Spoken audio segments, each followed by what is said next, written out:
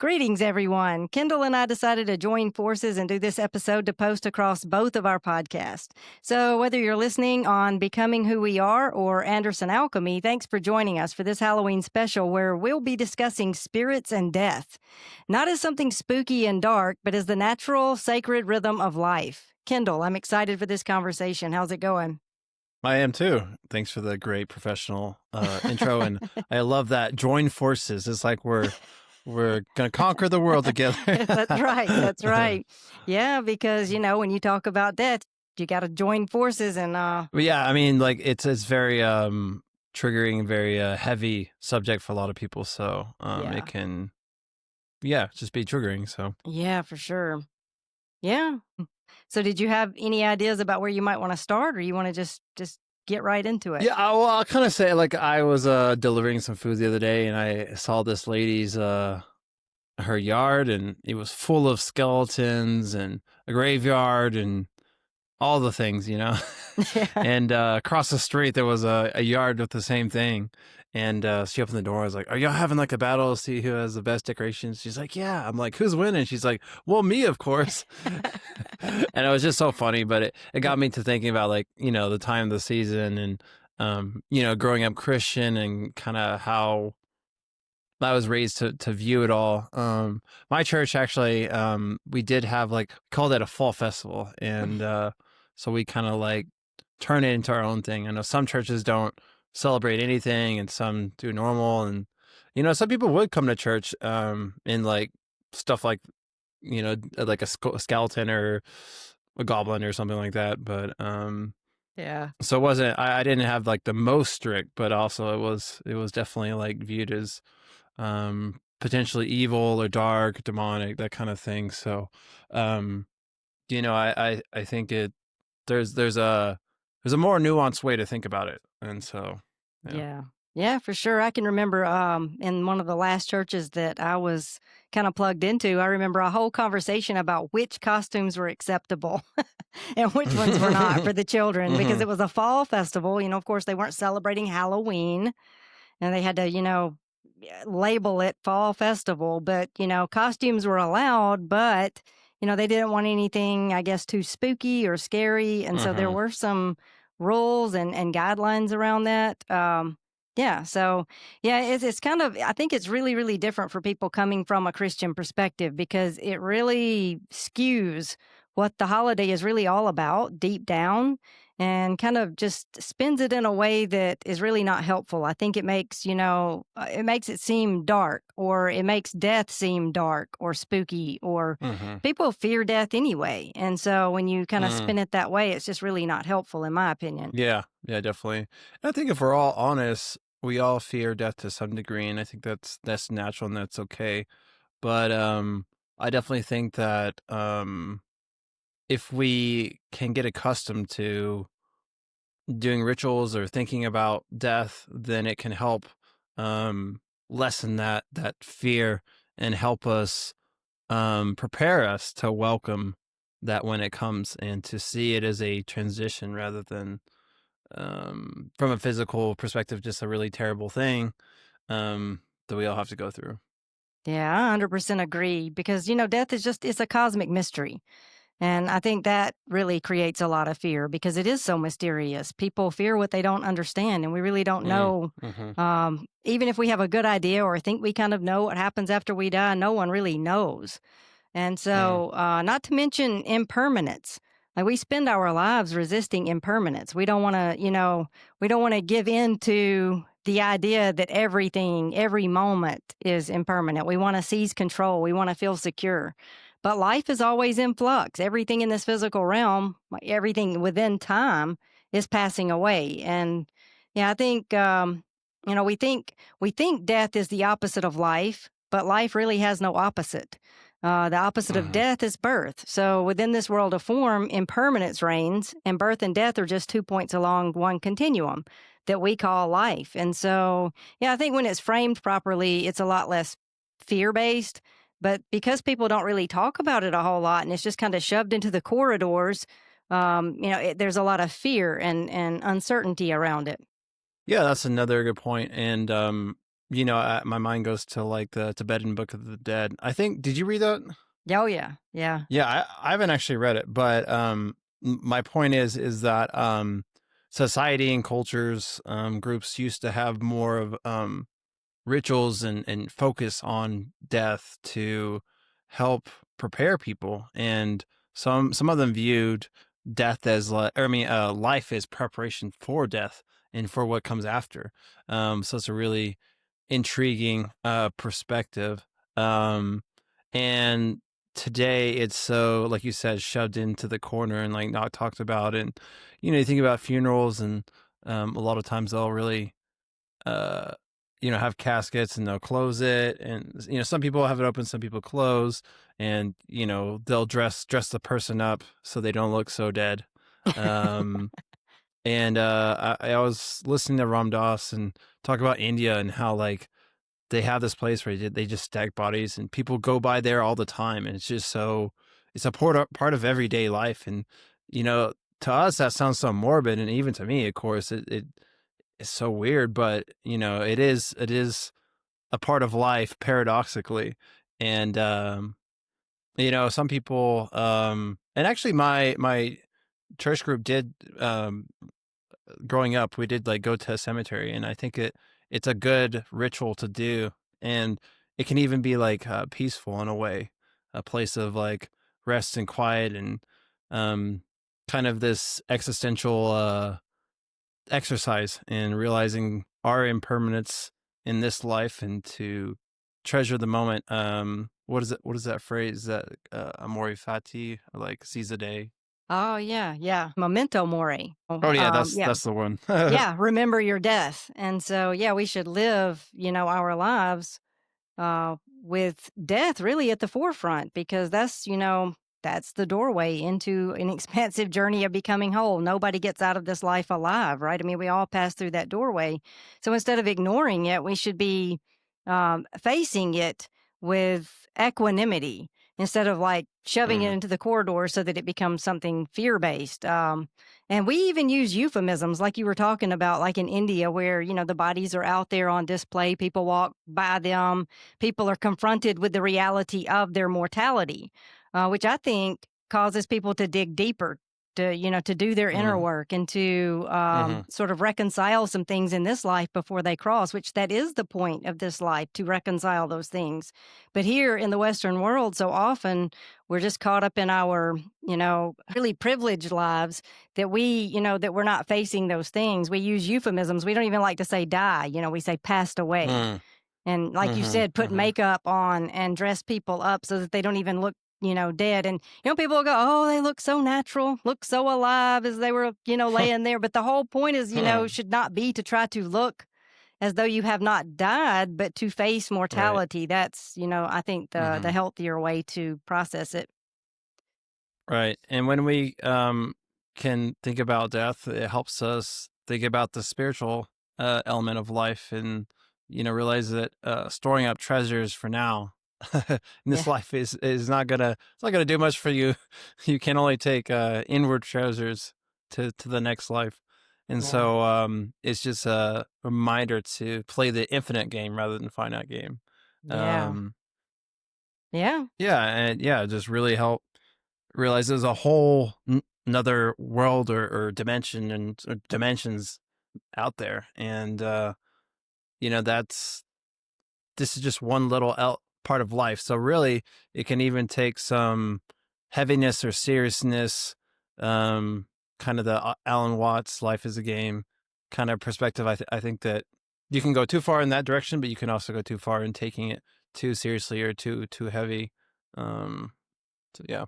Yeah, that's a really good point because to live with balance, kind of that middle way, which is the way of Jesus, really, Mm, is that middle right. way where you don't go into the ditch one way or the other. Like you said, take it too seriously, become too ego identified with the world of form. That's not healthy. And then alternately, yeah, to become complacent. So it's about living in a balanced way. It's about being balanced and reconciled in this life so that we can fulfill our purpose, right? The question, what happens when we die? I get that a lot. Considering that I wrote a book, Through the Veil, A Glimpse into the Mm-hmm. Mm-hmm. Afterlife, almost every interview, well, every interview is always, so, well, what happens when we die? And I think it's because, people really deep down, whether they know it or not, they're really wrestling with that question. Mm-hmm. And a lot of people are just whistling past the graveyard. They're not actually asking the question, but deep down, there's that existential angst, that we all feel on some Mm-hmm. level. And I think it's really not healthy, to just ignore that and to not try to reconcile that while we're here.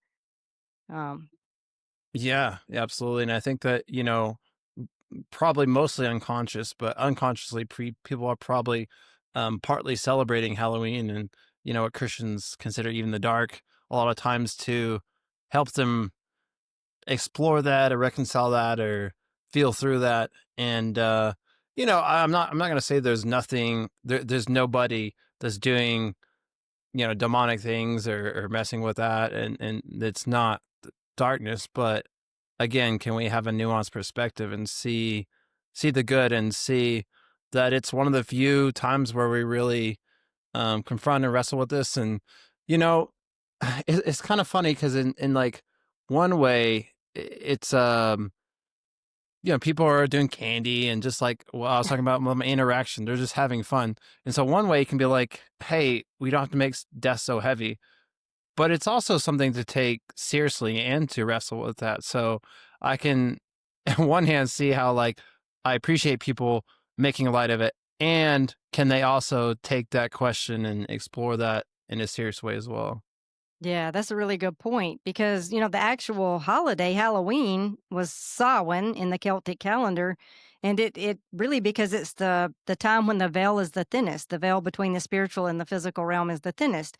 And so Samhain was all about honoring ancestors, holding space for the dead. So they weren't making light of at all. It was more of a welcoming.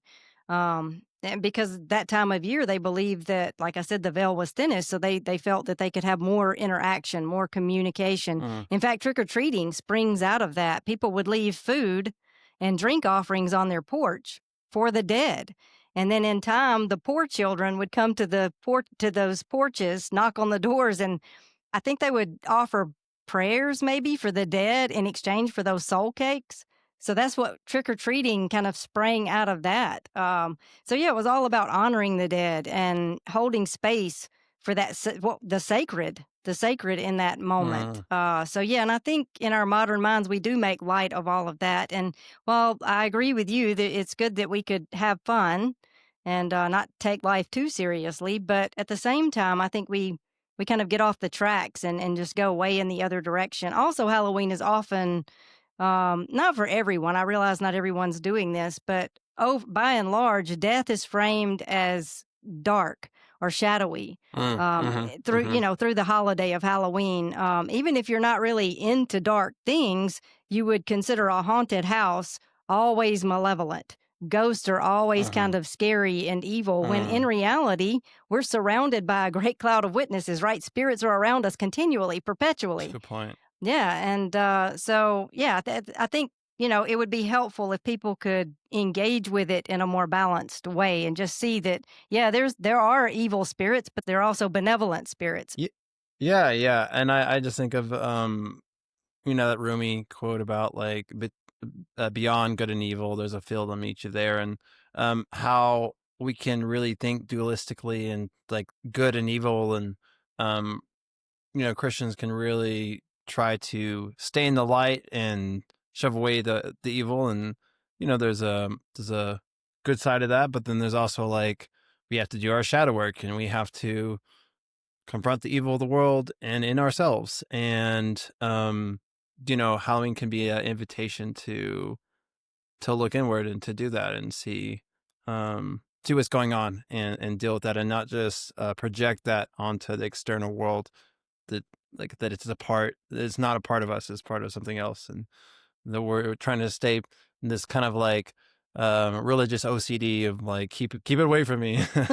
Yeah, that's beautiful, really, because this time of year for me, I do kind of follow that Celtic calendar that I was talking about. And so for me, this time of year is a time of going inward, which I mean, we should always be, kind of practicing mindfulness and doing our inner work. But specifically, this season is a season of unplugging and going within and doing that shadow work. And because the veil is thin, it's not just thin between the spiritual and the physical realms. It's also thin within us. You know, our Mm, our consciousness and our unconscious. And so, yeah, it's a perfect time to hold space for our ancestors, to welcome them and the insight that they bring us, because they are with us, guiding us mm, along, trying to urge us into our highest life path perpetually. And so, yeah, it just is a time to honor them, honor that, the presence in our lives that, yeah, that is kind of, always with us, whether we perceive it or not. mm. Yeah, that's a good point. We're never alone. We have lots of help, and that we have many people who've gone before us, ancestors and others, and we can um look to them. You know, we can look to God, we can look to Jesus, and we can look to them. They're all part of our team on our side, and that's encouraging, and we can also honor them. You were talking about Jesus earlier, and I was thinking about like a couple of times where people died, and a couple of times Jesus like, or once he was like, "Oh, they're not dead, they're asleep," and they're Yeah. like, "What?" Or he would just do some things where he would. I think what he was doing was he was trying to transform someone's perspective and seeing death in another way, and seeing that it's not so permanent or final or is exactly the way they thought. And of course, we have the resurrection himself, but also said that a lot of people arose with him as well. So we see that death is not so permanent, and the spirit is eternal in all of us. Yeah, I love that. And Jesus comes and he eradicates death, right? Death, it's not the end. It's just a doorway into an expansive journey of becoming whole, right? We all pass through that doorway, but resurrection waits on the other side. And I guess, that's where people kind of it gets convoluted. Like, what happens when we die? And I think, like I said, I get asked that question a lot, but I think it's important to understand what life is in order to understand death properly, or what we call life, like physical existence. Hmm. And I'll just preface what I'm about to say by saying, in my view, the body does not have consciousness, but consciousness has a body. Hmm. The way I would Hmm. frame it is to say there is only one mind, one unified field of consciousness. So, one universal mind. And everything else is just mental processes within this one field of subjectivity. And what we call the physical world is just an expression of mental processes that we perceive as tangible and concrete from our limited perspective. We're viewing things from the outside. If we could live from the center instead of the surface, the world of form would just completely dissolve. So basically, life, or physical life, is the result of a fragmented mind. It's disassociation, really, and we see it in psychology in extreme forms like dissociative identity disorder, DID. And what we think of as ourself is just a mental process disassociated from the other mental processes that are unfolding Hmm. in that one field of perception. So life, the physical life is disassociation, simply put. And if that's true, then death is just the end of disassociation. Hmm. Yeah, it's so funny that we think that insanity is where we aren't grounded in reality, and what we consider reality is physical reality. And certainly, if you don't see the perspective of physical reality and live in that, you're gonna have issues. But you're also gonna have a lot of issues, and we are disassociative and have many issues because we're not also seeing the perspective of being eternal spiritual beings and living in that world as well. And yeah, that's what Carl Jung is so great about pointing out. The cause of our mental illnesses and all our issues stems from the lack of spiritual fulfillment and living from that perspective and that understanding of our true identity. Um, yeah. Yeah, because we live as though there is just the physical realm. Even people who profess a belief in spirituality, like, I know Christians who would say that they believe in heaven, which is a spiritual plane of existence of some sort. And while it may look different for each person, everyone kind of processes that in a different or a subjective way. Overall, people are living as though the physical realm is all there really is. And that's really where a lot of Christians have their hope because they're really banking on heaven coming to earth, like being embodied. And I've heard people say, oh, well, there's a banquet, when Jesus returns. So we're in physical bodies, we get to eat. So they're really just worried about the physical aspect of life. And so I think they're Mm, missing the metaphorical and mythological components in the story. And really is so much more. It's so much more than that. This physical realm it's the lowest realm of existence. And so whatever resurrection is, it's definitely a higher dimension. It's definitely exponentially more than anything we could ever think or imagine. And so it's very short-sighted, in my opinion, to get so bogged down in the material, in physicality. mm. Yeah, it's interesting because Jesus said the kingdom of heaven is in the future, but it's also now.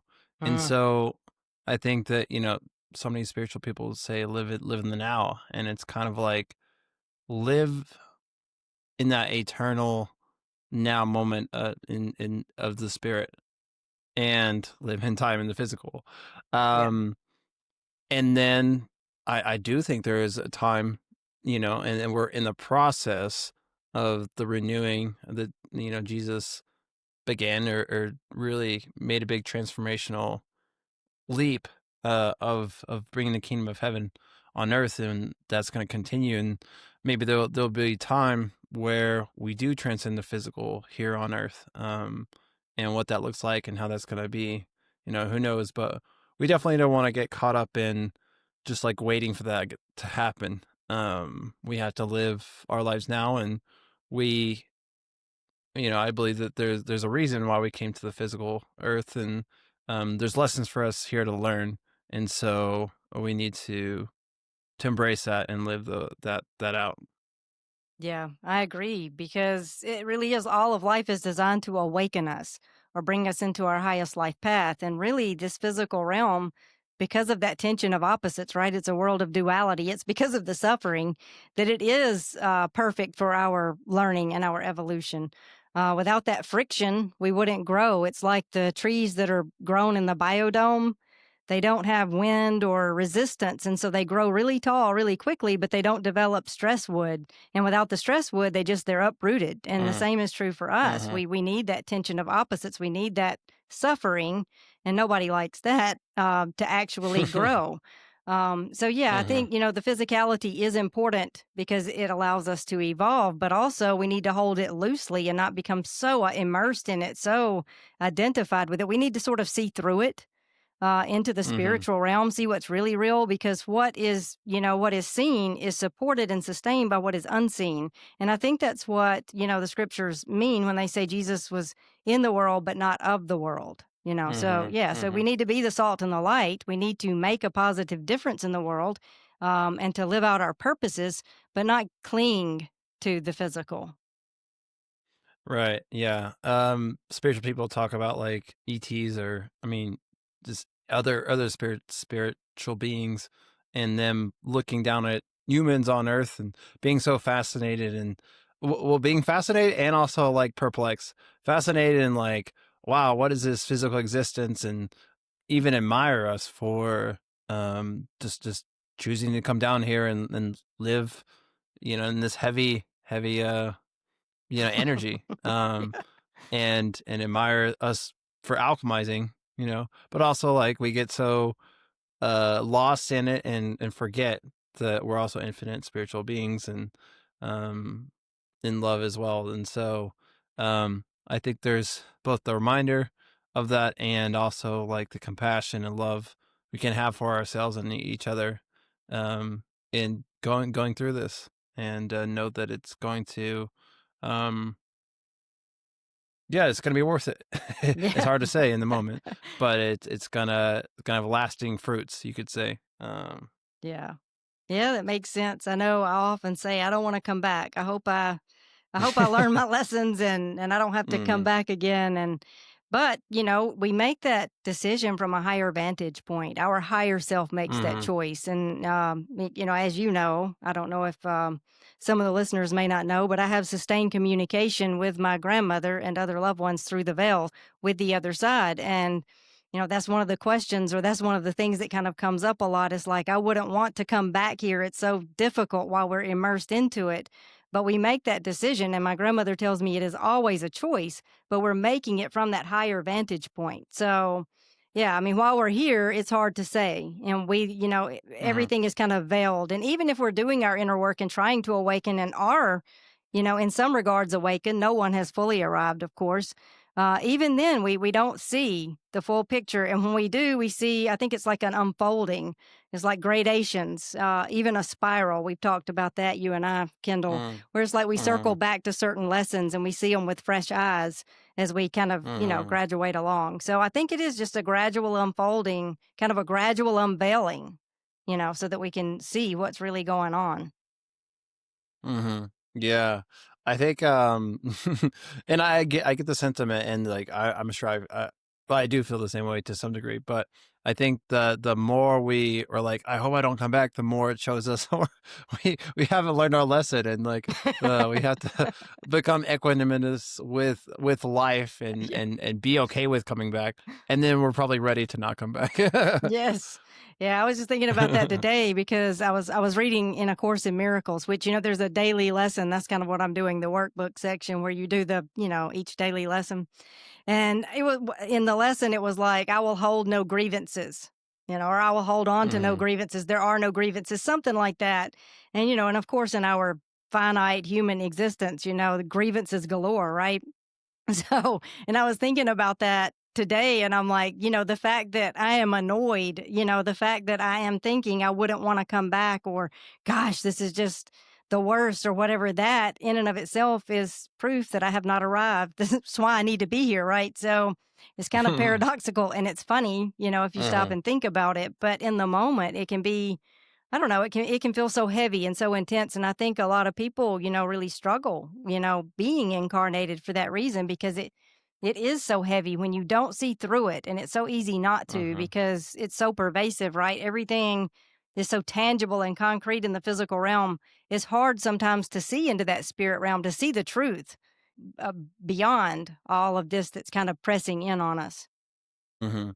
Yeah, I again, like I said, I've been listening to Ram Dass, and been really thinking about like desires, and um, even though we're like life is really hard, it's really heavy, we're also so addicted and have Yeah. so many desires within the physical, and then spiritual people like, oh look, I've become spiritual. I don't have physical desires. Now they have spiritual desires. I want this spiritual experience. I want this. And I've been all the places, Yeah. both sides of it. And again, equanimity is being okay with what is the spiritual and the physical. Um, and I think that, like, going back to Halloween, something like that shows us, are we equanimous towards that aspect of life. Um, I remember when I was young, I saw someone who was demon possessed, and it was pretty intense.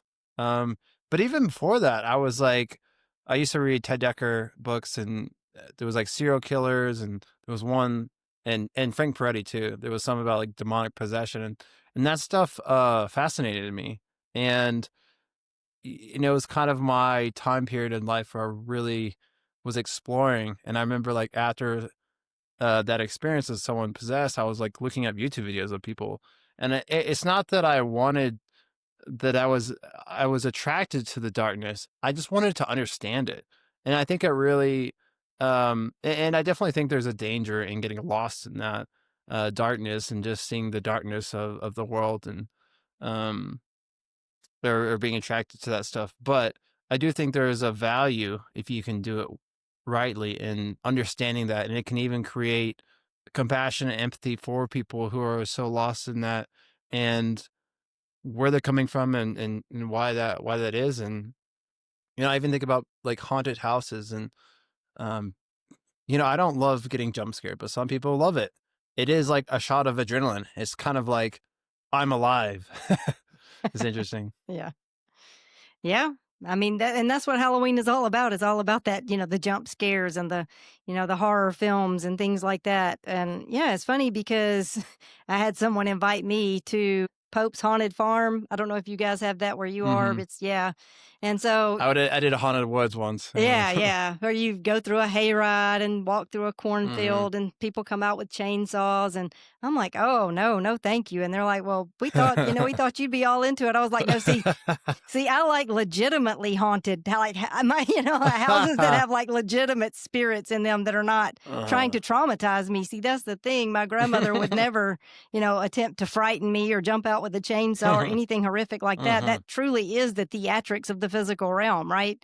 And Mhm. which I do realize that there are spirits that are malevolent and that would be Mhm. frightening. Mhm. But I truly believe that a lot of it has to do with, like you were saying, people who are so cut off from it, they're ignorant of it. And so it's more frightening.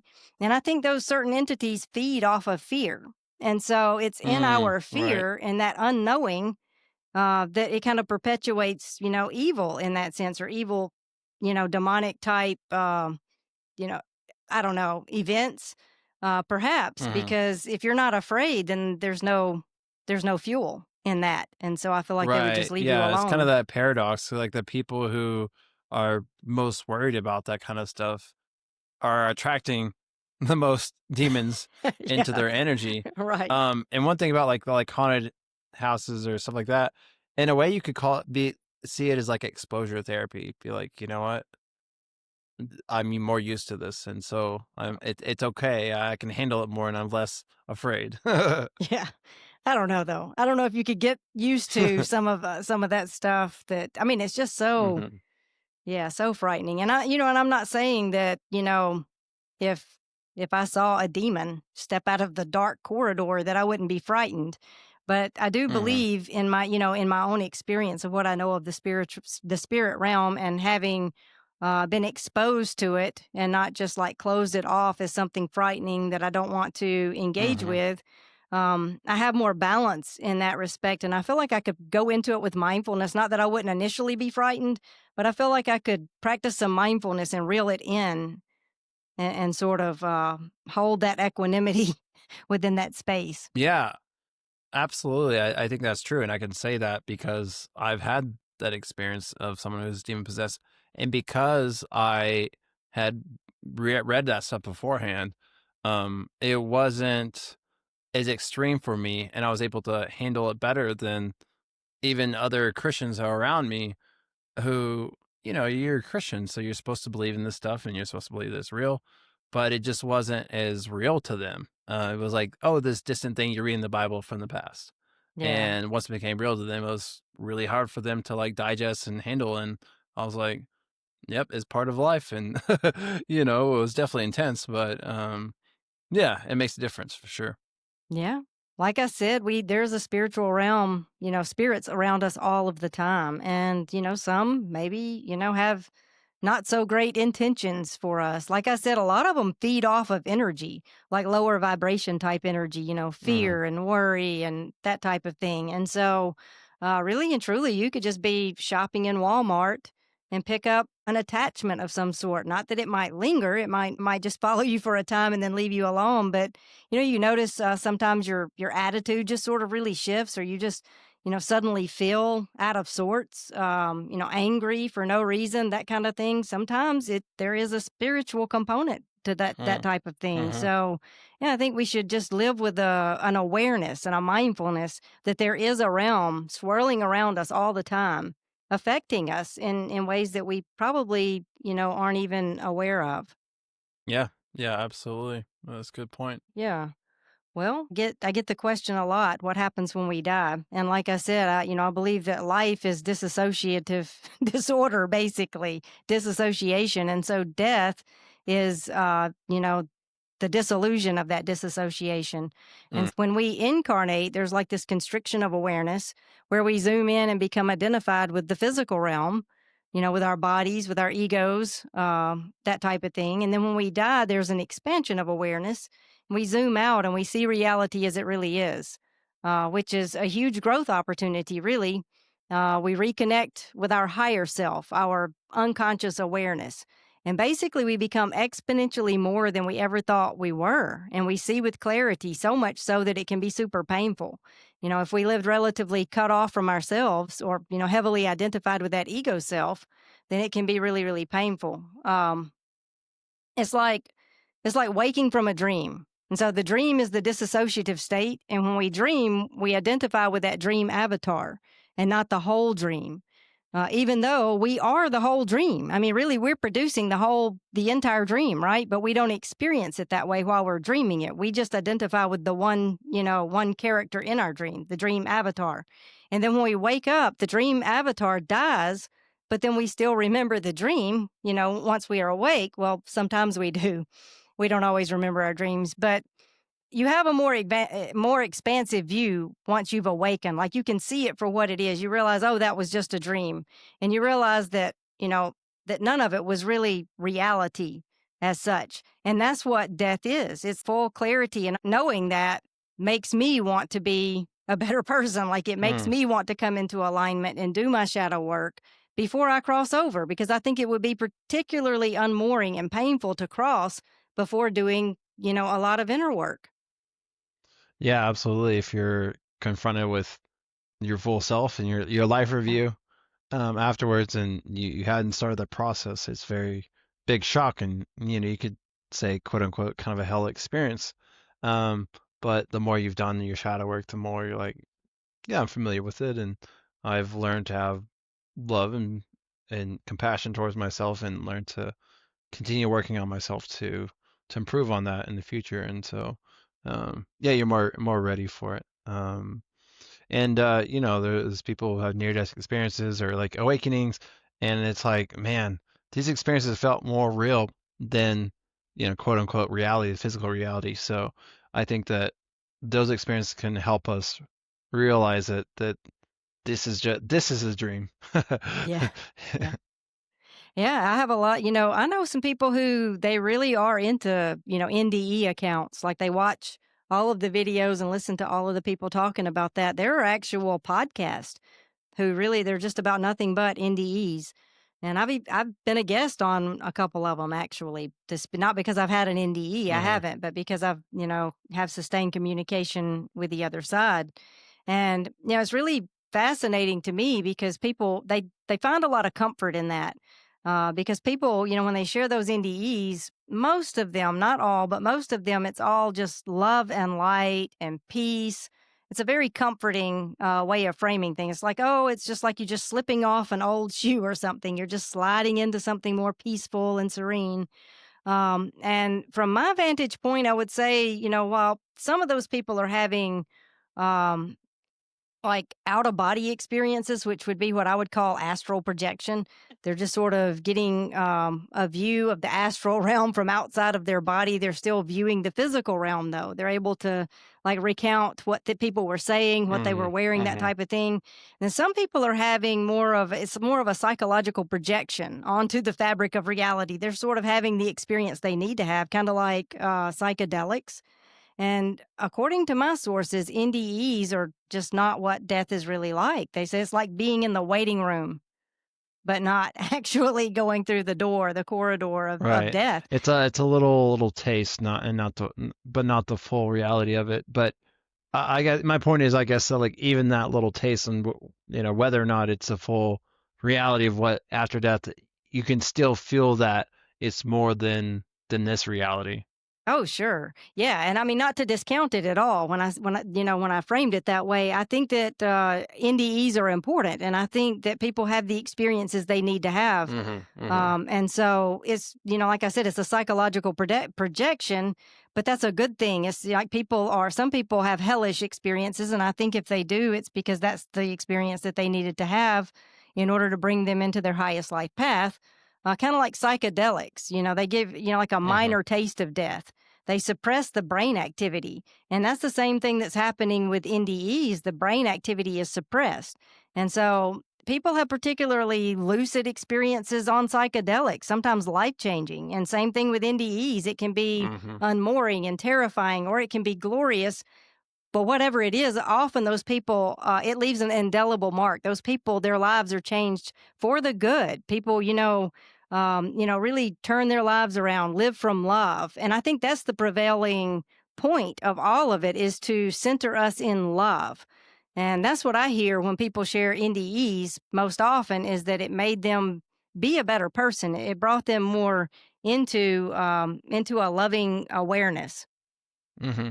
Yeah, absolutely. I used to read like one near-death experience every day, and it always made me feel really good. And um, I think there's every once in a while someone will have just a dark near-death experience. But I've read there's a lot that are may start out dark, and then they were transformed into like a place of light. And so that's really cool because that's not very traditional Christians, what Christians think the afterlife is like. It's like one or the other. And it makes me think of like when it talks about Jesus going down to hell and rescuing people from there. And there's lots of accounts of people encountering Jesus and him helping them. Um, and yeah, yeah, it helps people live in love, and see from a bigger perspective. And yeah, it's very helpful. Yeah. People see Jesus, and then some people see the Buddha. I mean, Hmm. people, Yep. they kind of have everyone has their own subjective experience. And that's what I meant. Right. Like, it's your own psychological, material Hmm. being projected out, which is a good thing, because then it's subjective and it's what you need for your own Hmm. evolution. Hmm. And so I think Hmm. that's why NDEs are so important. And, Hmm. while they may not be what physical death is truly like, they offer something in the evolution of consciousness, Hmm. and kind of evolving people along for sure. Yeah. I will say I've noticed that a lot of people who identify as Christians before their near-death experience um believed in spirit guides and reincarnation after their experience. And so that was really cool and really helpful for me at a point in my spiritual journey, and just like confirming those things. Yeah, reincarnation really was a game changer for me. I Hmm. know that was not part of my worldview coming from a Hmm. Christian perspective. Not that I was opposed to it. I mean, because for me, truth is paramount. I just want the truth at Hmm. all costs. And so I'm not attached to any particular theological doctrine, is I guess what I'm saying. But I really just hadn't explored it very much or given it much thought. But when my grandmother pushed her way back into time and space, that was one of the first things she communicated that really wasn't a part of my worldview. It was that reincarnation is true. And so, what I've come to see is that it really offers a more expansive view of reality. Hmm. And it really highlights the grace of God. Like, we're not given this one short life to get Mm. everything right. We have multiple incarnations to come into alignment. It's the grace of God is front and center in that reincarnational worldview. So for me, that, and also the problem of evil comes into sharper focus. I mean, it's not as much of a problem when you see things through a reincarnational lens. Hmm. Yeah, it's kind of that like an expanded view of universalism. It's like everybody, and in the end will come into the oneness of God. And um it's not on our shoulders to save the world and save people, and just by embodying the love in God, we're transforming the world. Yeah. Yeah, for sure. Because I mean, that really is what it's about, right? Just coming into alignment and living from love. Jesus said it, love God, love others. That's really that simple. But we just get so entrenched in this physical life that we miss that point. And yeah, I think if we were to live with that memento mori, where we were, remembering our death, aware of our mortality in a more balanced way, Hmm. I think we would live from love. I think that really we would have more grace for others, if we lived with our mortality front and center, Mm. Yeah, absolutely. because none of us are getting out of this thing alive, and everybody's grave is the same depth, right? So, Hmm. and none of Hmm. us can take any of this physical stuff with us when we go. Love is the only component that lasts ultimately. Hmm. Yeah, Yeah. absolutely. It's beautiful. Um, I read a really great book called Death by Sadhguru. Mhm. And I highly recommend that to anybody who's kind of thinking about death or mortality or really wanting to dive into that a little more. It's just a real balanced way of sort of processing death. I don't know if you listened to him ever. Yeah, I've seen clips here and there, and he's got some good things to say. Yeah, yeah. He talks about his wife and how, and I forget the word for it, but in the Hindu culture, there's a word for sort of raising your vibration to a certain level that you would leave this physical plane of existence.